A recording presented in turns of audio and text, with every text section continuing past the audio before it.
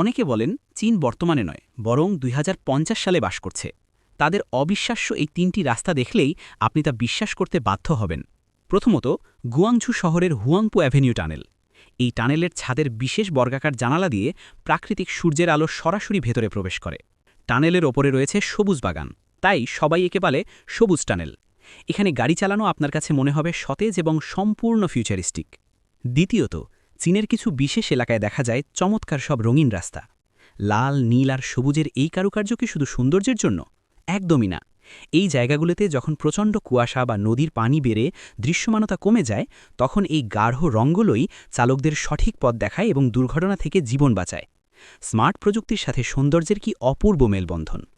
তৃতীয়ত, গোজিয়া water highway.